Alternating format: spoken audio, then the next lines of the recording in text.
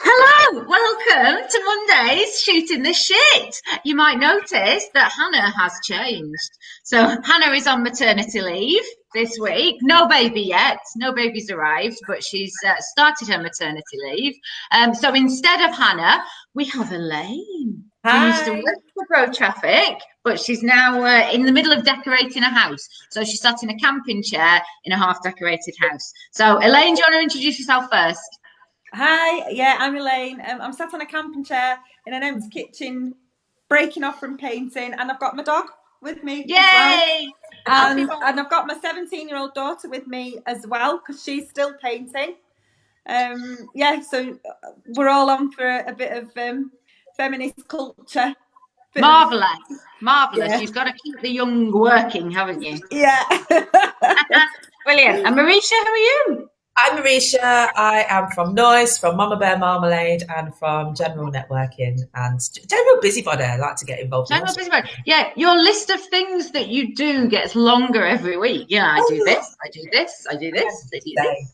Yeah, Yeah, do everything and anything, whatever.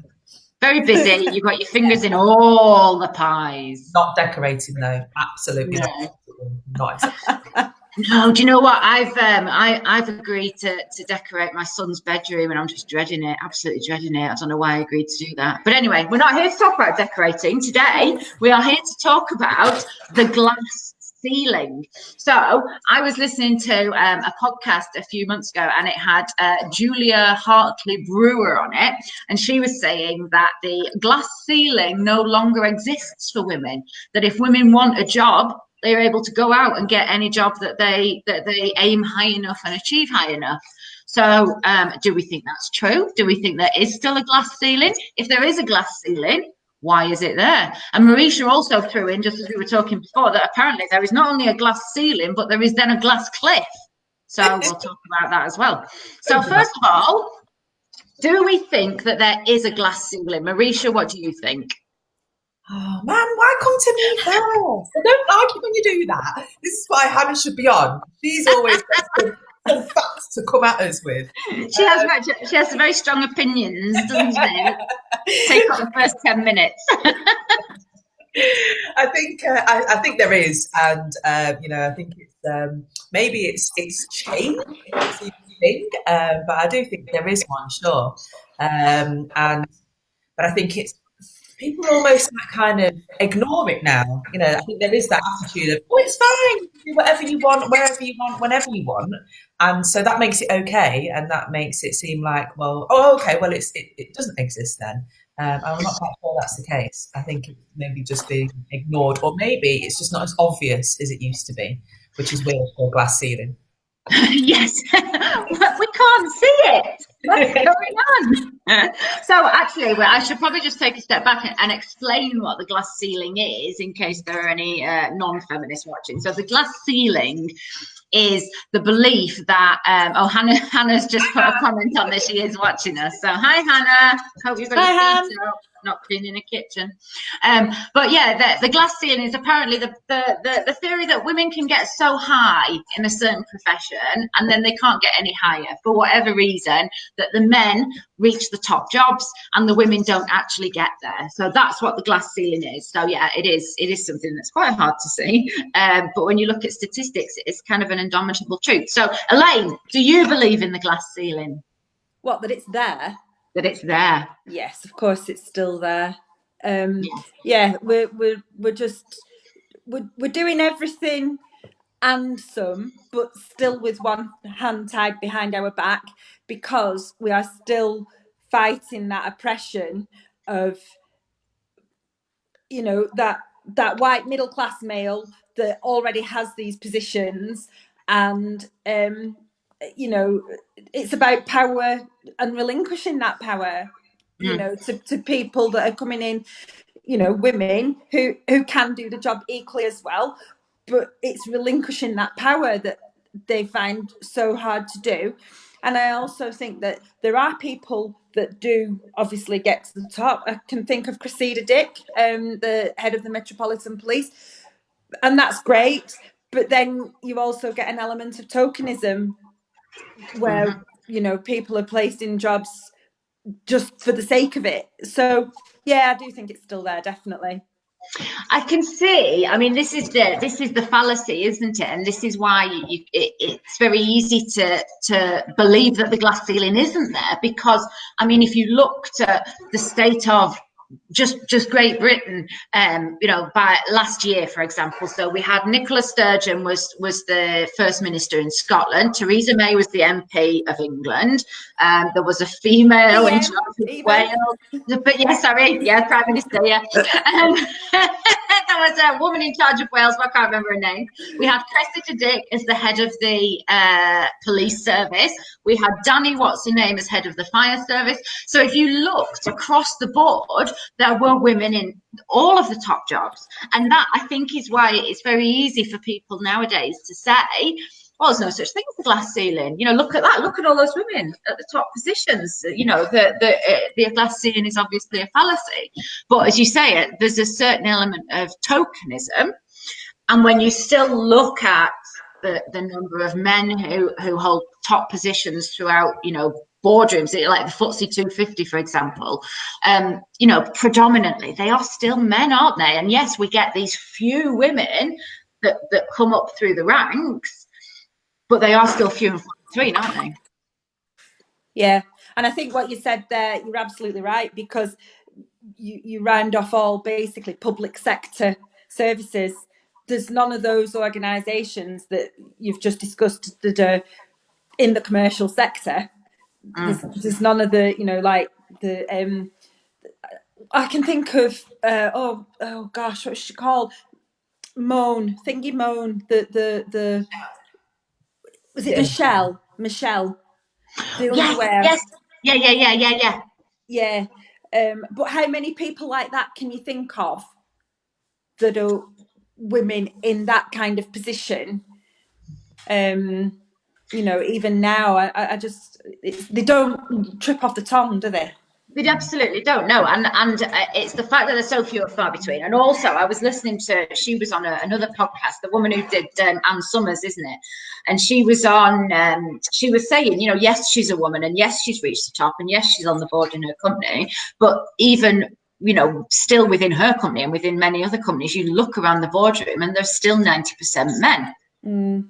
So, we've got these few tokens, and because of that, it's very easy to get lulled into this false sense of security, of thinking that women have smashed it. Women have smashed the patriarchy and smashed the glass ceiling, and we're there at the top in all walks of life.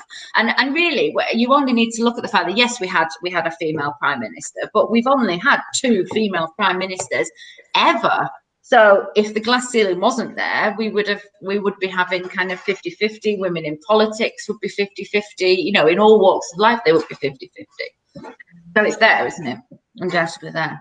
So if we all concur that the glass ceiling exists, what do we think the reasons are for it? And a lot of this is going to tie into the conversation that we had last week, which is why we're doing this one this week, because last week we were talking about the gender pay gap and how far women have come since the Equal Pay Act was introduced 50 years ago, and yet the gender pay gap still exists.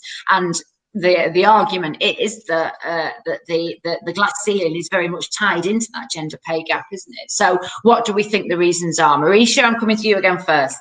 I think there's quite a few, and I think we've kind of like, it does tie into all the conversations we've had, and I think that kind of Michelle Money kind of figurehead, if you like, is almost like well, do you know what, I've hit the ceiling in whatever business I'm at, so I'm going to go and start my own because I can't go any further, and I think there are elements of that, but also there's definitely a case that I've experienced of women in my industry or in my sectors that just don't shout as loud.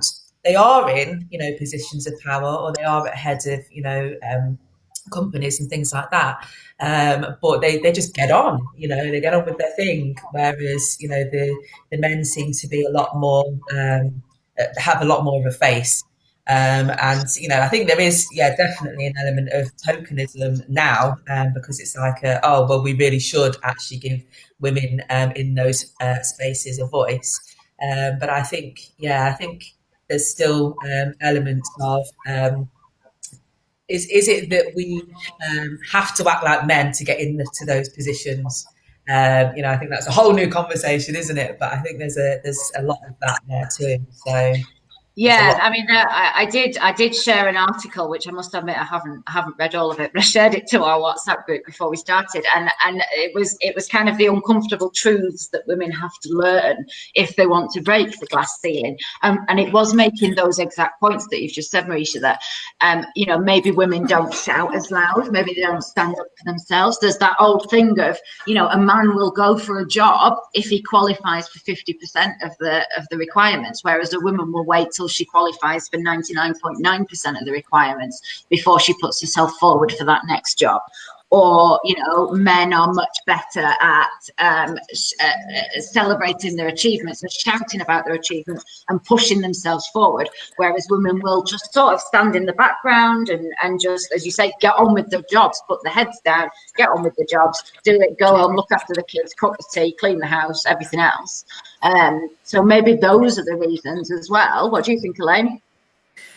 Yeah, I also think, following on from that, the reason that women do that perhaps is because they don't want to appear pushy. They don't want to appear like the bitch in the office that is out to just get what she wants to get.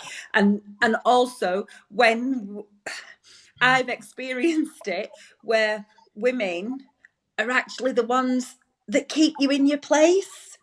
That kind of well, I'm the top dog here. I'm not having any other females come in sitting on my perch. Whereas we should be encouraging all females to be, as successful as they possibly can be in whatever area they're working. So I think sometimes it's not just the patriarchy that is the problem. I think sometimes we're our own worst enemies, and we don't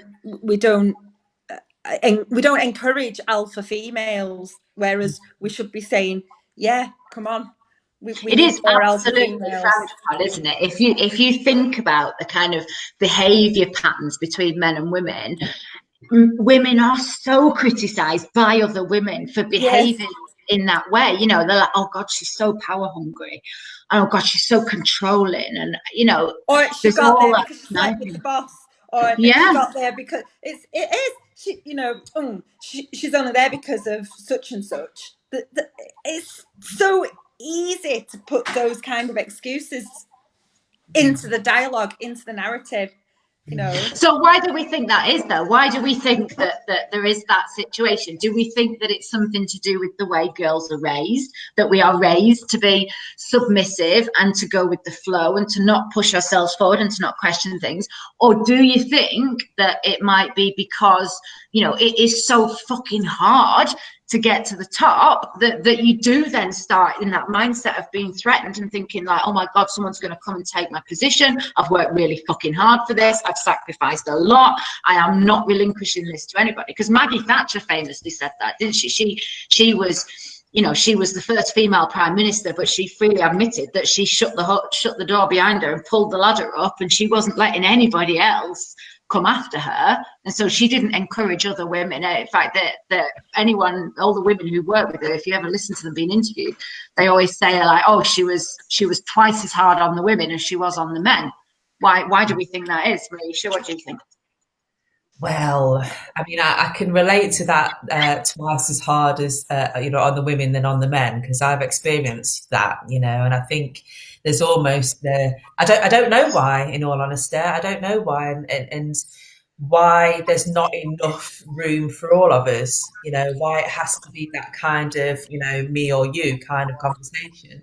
Because to me, it doesn't really have to be. I mean, okay, there needs to be obviously guidelines with roles and stuff like that, but lift others. And yeah, I think maybe it's because maybe that does tie into the thing about the glass cliff, because it's a new term to me. I've not heard it until I looked about it earlier.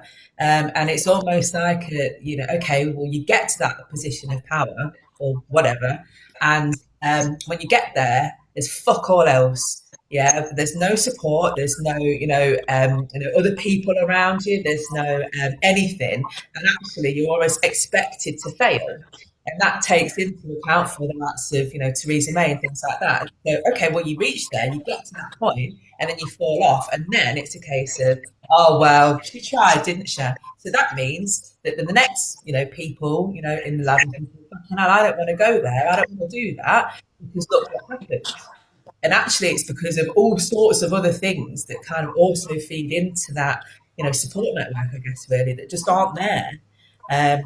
So yeah, Yeah.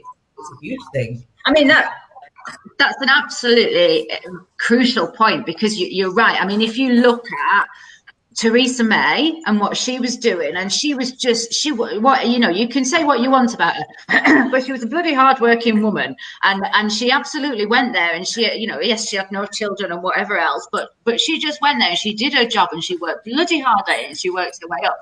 And you look now at Boris Johnson, and the kind of incompetence that he is getting away with, and Theresa May was criticised for wearing the wrong shoes and the wrong outfit and saying the wrong thing and not being a good dancer, and all sorts of things, as well as criticised for doing a job. And Boris Johnson's allowed to walk around in bloody cycling shorts, not having brushed his hair for 6 months, and children here, there, and everywhere. And it's like there's the double standards that are expected against women, and you can understand them, can't you? Why other girls would look at that and go, "I'm not bloody going there. No way. Why would I do that?" What do you think, Elaine? Emotion. It's the emotion factor, isn't it? It's the fear is an emotion. If when your emotions come into it, then that's what maybe throws you balance a little bit, knocks your confidence a little bit. But also, I think it's got to be that we should be encouraging people as a society, not just to get to the top jobs, like to crawl over whoever's in the way to get to the top jobs. We should be encouraging people in whatever they choose to do to be the best at what they can be. So, if somebody wants to, educate the children at home and be a stay-at-home mum for 10 years or whatever while their children are young, then that's okay. That's absolutely her choice. So there's a lot of, there's got to be that element of choice in there, and sometimes those choices are not front of people's minds because they feel that it's judgmental. People, so I think emotion has a lot to do with it. Well, you're absolutely absolutely right there, because essentially what we're saying is that the only measure of success is by achieving those top jobs. And that is how we are measuring whether or not women are as successful as men. Are they in the FTSE 100 boardrooms? Are they politicians? Are they, leading the Metropolitan Police, all the rest of it? And that by default then devalues that job of motherhood. And we have got a session coming up where we're going to talk about kind of maternity leave and motherhood when Hannah comes back off maternity leave. But you're absolutely, all of this pressure, and it's part of government rhetoric. We've got to get mums back to work. We've got to get mums, we've got to put childcare in so that women can get back to work after they've had children. Well, why are we devaluing the job of being a mum so much that we have no recognition of that as a job? You can't do that and be successful. If you want to be a successful woman, you've got to be leader of the Scottish National Party or whatever. It is, again, it's that, that's not double standards, is it? But that's, I think, a sad indictment of our society. It is. There was that, what was she called? Was it Victoria Gillick? Victoria, she had about 6 kids. She had a top job in the city. She earned what was she called? I can't remember her name, but I know exactly who you mean. Blah, blah, blah. Yeah, I do know who you mean. She would not have. she would not have been able to do what she was doing without an army of people supporting her.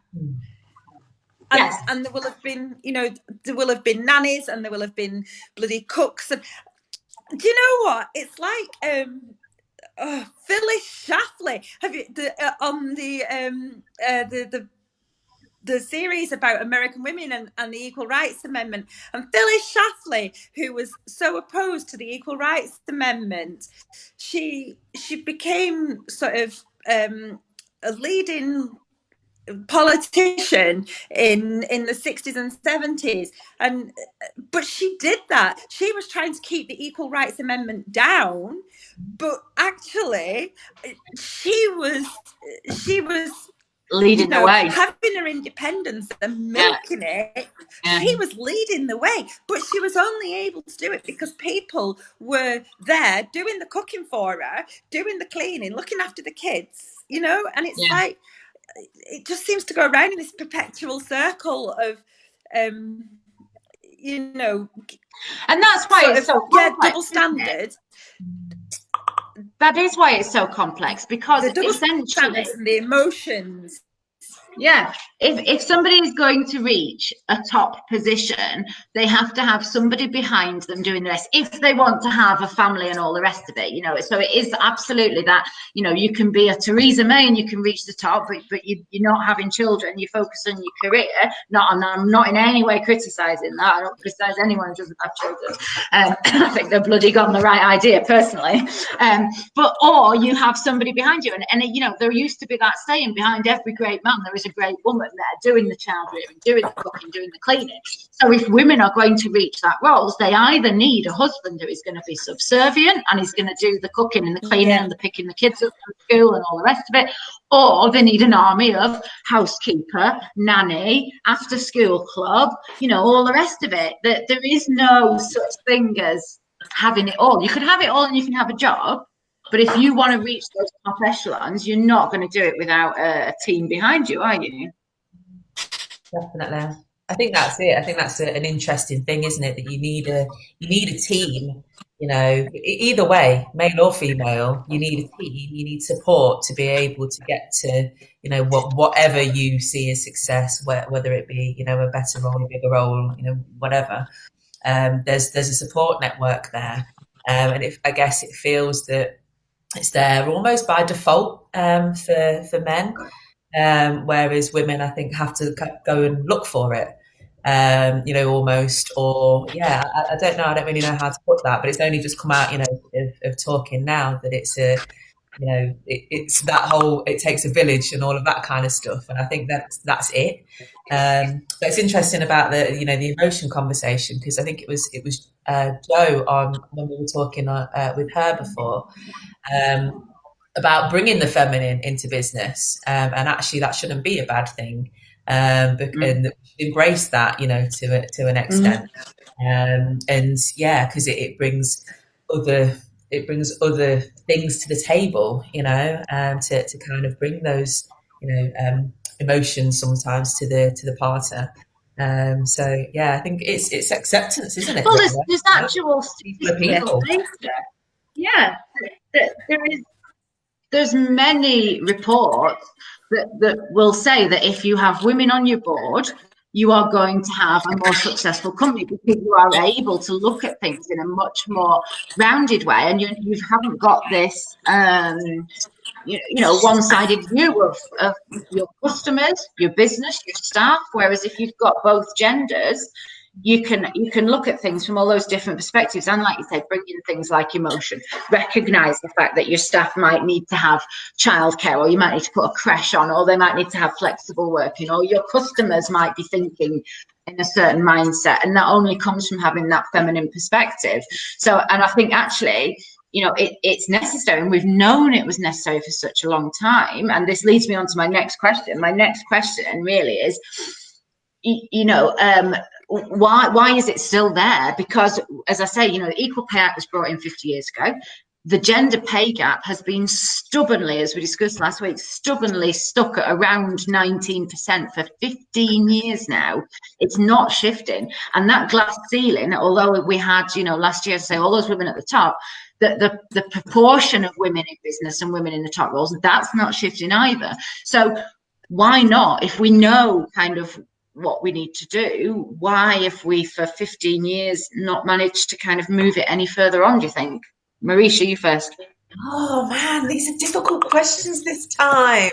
I don't know. I'm going to go with Dali's comment actually, because maybe things are changing. I don't think it's ever going to just disappear willy nilly, and all of a sudden, all of this. There's a whole load of change, but maybe the current pandemic and things like that have gone a way to kind of for people to start to think about other things, and for flexible working to be a bit more accepted. I make the argument for it's not right for everybody. Flexible working from home, all of that kind of stuff. It takes a lot, to be able to do that. Effectively, it depends on the role and all sorts in the business, etc. But maybe it's changing, but it's maybe it's just not quick enough. I don't know, but I think there's a lot of this, comes down to, I think you said the last time we spoke, is that, you only have to report on certain things once you're a company of a certain size. And actually, the majority of businesses are smaller and, are just kind of almost left to their own devices. So maybe that's it. Maybe we need to, almost focus on those other businesses as opposed to big ones. And get those, to kind of think about these things as well. Don't know. It's a big old question. Yeah, I agree completely. I want to come back, because you made a good point about women leaving. So I'm just going to go to Elaine though for your opinion on why do you think it's still there? First of all, why do you think we're not managing to shift it? And then we'll talk about women leaving.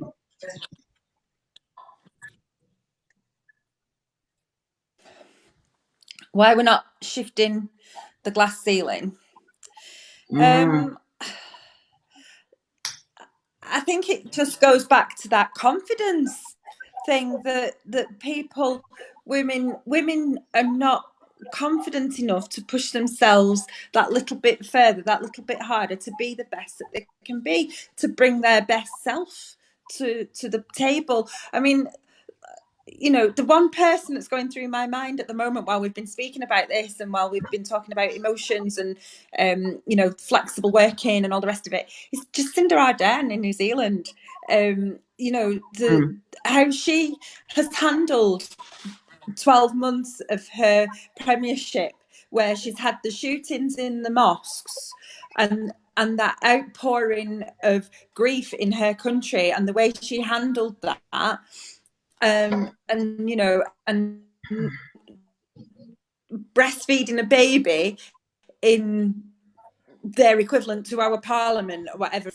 She is doing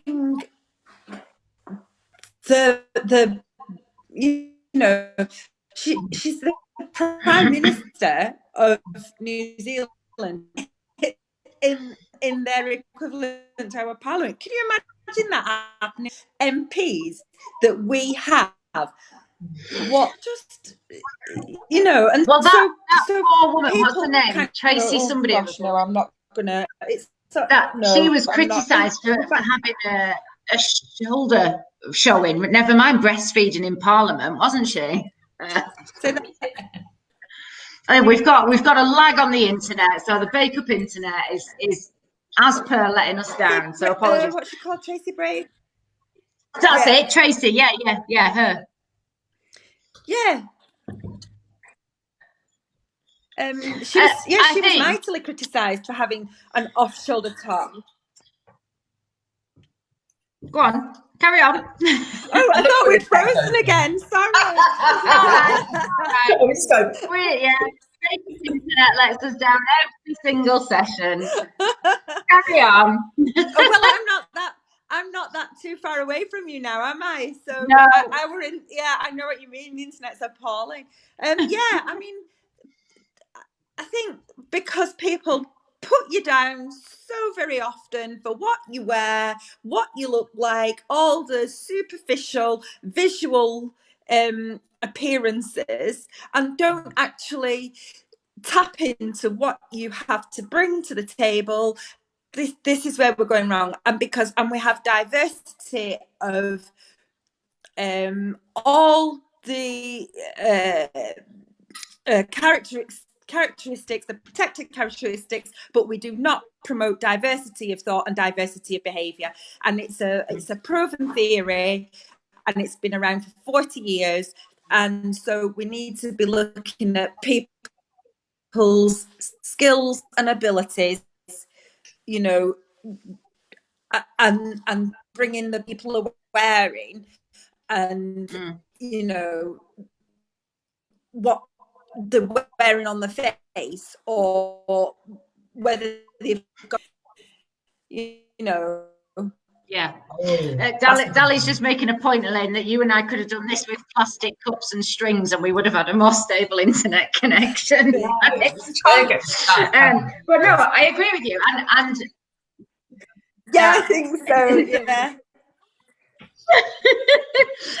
But anyway, so I was reading a post about Alexandra Ocasio-Cortez, or whichever way around her name goes, the other day, and it was that when you were saying then about, you know, women are criticised and put down for things, not and it's back to Theresa May, not their policies, not the things that they're fighting for, and all of the comments on it. She was only saying something along the lines of, you know, you can defund the police and the world won't end, and it was all like, she's a slut. Look at the way she dresses. She's thick. She's an idiot. You know, she's a disgrace. And everything was about her appearance and, you know, her sexuality and everything else. Nothing about the policies. And it was so visceral. And I know, Diane Abbott, every time poor Diane Abbott opens her mouth, she gets slated for essentially being a black woman. Nothing to do with kind of her policies and everything else. And again, it's back to that. You know, Jacinda Ardern is an incredibly brave woman, and she stood up there breastfeeding her child in the parliament. Yeah, but so few women want to take that risk and that level of abuse that they know that they're going to get. And we come back to that point of, you know, you have to be fucking brave, essentially, if you want to put your head above the parapet, rise to that level and take the amount of criticism and abuse that you are going to get. And very few women want to do it, do they? I agree. It must be so hard, man. Do you know what I mean? It just in general, I think, you know, it's like you say, it's not because, you know, there's a disagreement with your, you know, your thoughts or your, you know, your ideas or your policies or whatever. There's not room for that conversation. It's more a case of, oh, look at your tits, you know what I mean? Or it's that you must think that because of the way you dress, or because of, you know, I don't know, but why? That's what needs to change. And I think, you know, like the just thing that you're talking about, it's, you know, you look at our equivalents, like you say, in the UK, and actually it's almost like you say, is it self-fulfilling? I don't even know. But the women, you know, that go into Parliament almost feel like they have to behave like men to be able to get on, you know, and are not able to be free just to be, you know, that will bring the femininity to it, without, you know, absolute, you know, getting slated. It's not pleasant. You're caught between a rock and a hard place, aren't you? Because you bring your femininity into it, and people use that against you. Absolutely. You know, and it's like again, we're looking at, she's using a femininity. What? It's the same for men. But again, though. look, if we think about it in terms of the way that yeah, well, yes, it is. It is the same for men, and men do get. I mean, this is again. We do have to remember they get criticised for the same thing, don't they?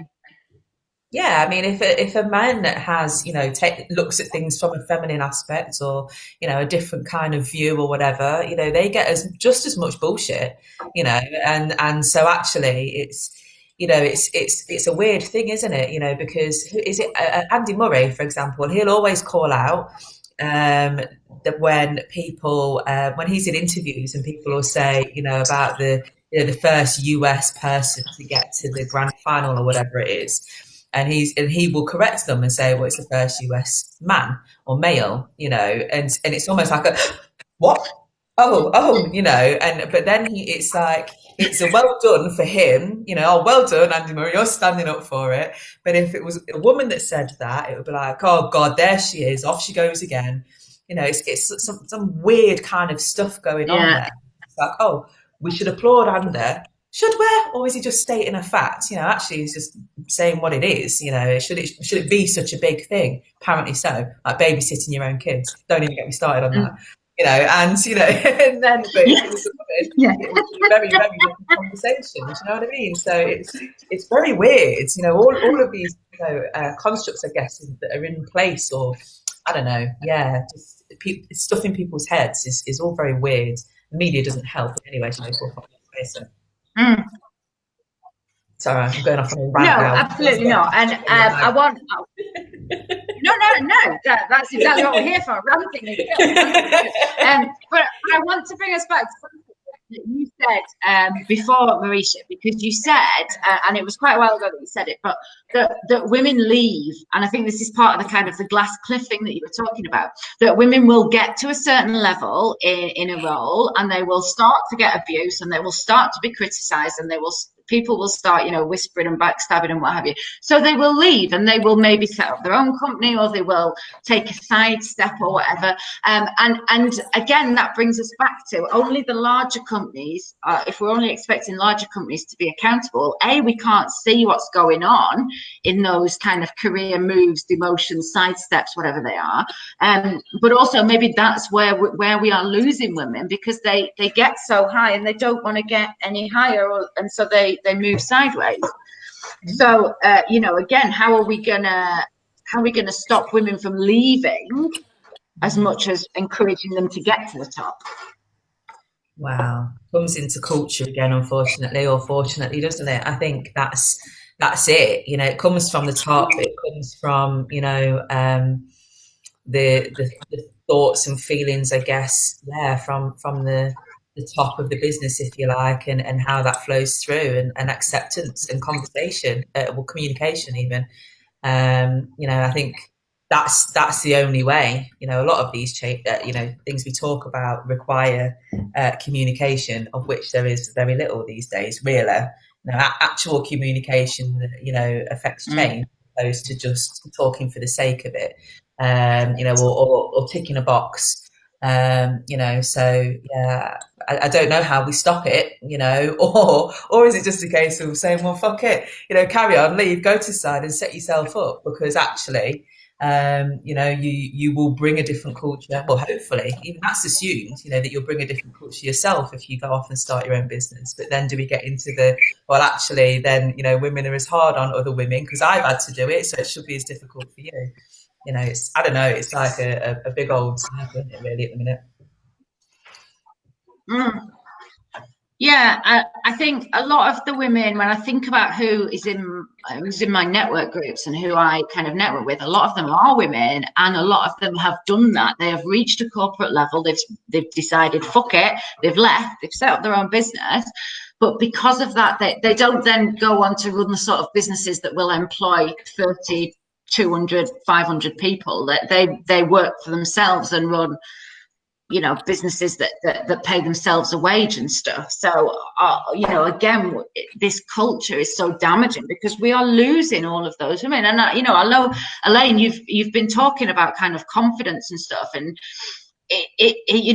as women, we're supposed to get more confident as we get older, aren't we? And in some respects we do, but I think in the workplace, you perhaps reach a level where you're like, I'm fed up of this bullshit. I'm fed up of being treated like this. I'm fed up of being assumed now that I'm over the hill or whatever. And so women will leave and do their own thing. And, you've experienced that as well, haven't you, Elaine? Have we lost her? I don't know. She's looking very furious. It's just like,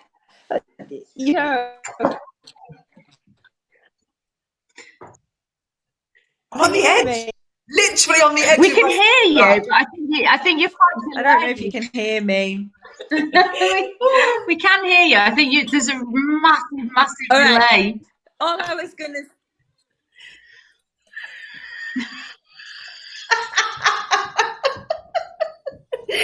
You're gonna have to go outside. Get yourself outside. It's the only way. So all I was going to say is, when you start... Oh, right, I'm going outside, Malika. I am now outside. Let's try if you were outside baked up Wi-Fi. So, Okay. what? Yeah, go on, try that. See, I'm outside. Beautiful blue sky. Beautiful, beautiful. So, I think for me, you start your career in your early 20s, and you're the young bit of totty, and then you go through a period where she's just going to be wanting to have babies anyway. Then you go through a period, maybe I went through a good period when I went back to work actually after I'd had my daughter. And I went back and I was absolutely flying, because I think my confidence was really boosted at that point. I was at my most confident, I think. And then, but it only lasts for a short period of time. And then, you sort of, before you know it, you're tipping over that kind of, oh, she's getting past it now. And it's that again, that back to that judgmental system, judgmental society, of where people have a very short shelf life. Yeah, maybe that's it. That's scary. And we will have a shelf life. Oh God, we've all got a shelf life. Absolutely. But it is, you're absolutely right. Women get to their mid-40s and all of a sudden you're having to start thinking about who's coming up. And we've had this conversation, Elaine. Is it time that I start lying about my age? Do I stop putting my age on my CV? Are people going to start judging me because of how old I am? Like you say, that confidence that you have when you're in your 30s is quite good, but it comes off a cliff, doesn't it? And it starts to wane. So okay, so that's the glass cliff. That's the glass cliff, exactly. There we go. We've lots of ways it. to fall off the cliff, isn't there? I just want to address what Simon said in there as well about being what type of sociopath do you need to be?